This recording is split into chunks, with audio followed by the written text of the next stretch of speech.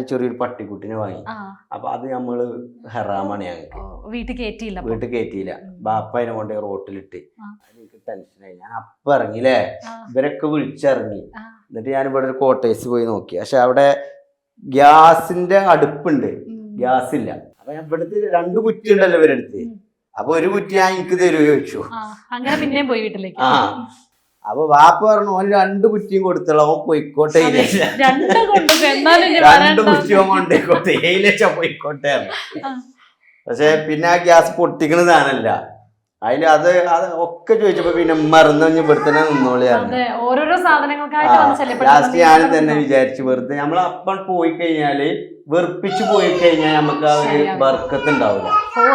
കൊട്ടാരത്തിലേക്കൊക്കെ പോകുന്ന ഒരു പവറിൽ പോയതായിരുന്നു നട്ടപ്പാതിരിക്ക്.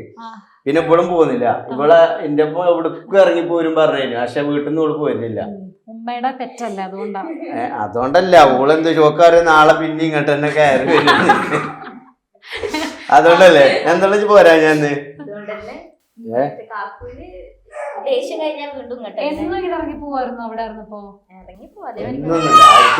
ഞാൻ പോകാന്ന് പറയുമ്പോ ബൈ ദ ബൈ എന്നിട്ട് പിന്നെ തിരിച്ചു വരുന്നതല്ലേ.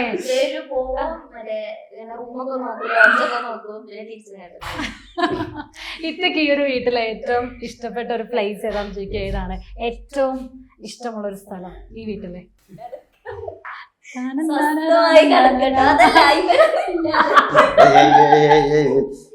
നെഗറ്റീവ് കമന്റ് പറയുന്നത്. അതായത് ഞങ്ങള് ബെഡ്റൂം. ഗുഡ്.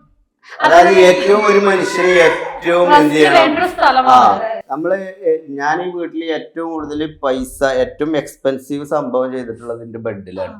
അതായത് ഉറക്കമില്ലാത്തവരുടെ പ്രശ്നങ്ങൾ കൊണ്ട് ഒരു ഭ്രാന്തനായി മാറിയ ആളാണ് ഞാൻ. അതായത് എനിക്ക് ഉറക്കം വളരെ കുറവായിരുന്നു. ഞാൻ പറഞ്ഞില്ല ഇതിനു മുമ്പ് എനിക്ക് ഡിപ്രഷൻ മോഡിലേക്ക് പോയി എന്ന് പറഞ്ഞ ആ സമയത്ത് ഉറക്കത്തിന്റെ വാല്യൂ ഞാൻ മനസ്സിലായി. എനിക്ക് ഉറക്ക ഗുളിക തരും, പക്ഷെ എനിക്ക് ഉറങ്ങാൻ കഴിയില്ല.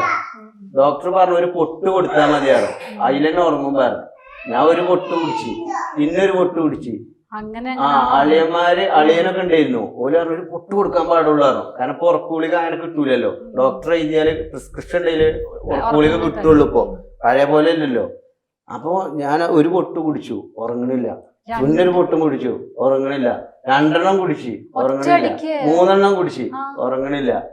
ഞാൻ രാത്രി 2 മണിക്ക് 3 മണിക്കൊക്കെ ഇന്നെ ഉറക്കാന്നുള്ളത്. അങ്ങനെയാണ് ലാസ്റ്റ് സൂചി അടിച്ചിട്ടാണ് ഇന്നെ ഉറക്കിയത്.